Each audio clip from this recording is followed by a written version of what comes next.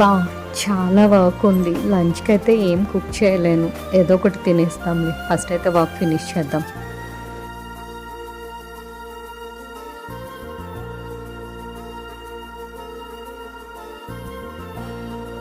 మీ lunch ఎప్పుడు cook చేస్తావు? ఇది తీసేస్తా. ఇది నీ కాటుక కనులు విప్పారకపోతే ఈ భూమికి తెలవారదుగా. నీ గాజుల చేయి కదలాడకపోతే ఏ మనుగడ కొనసాగదుగా.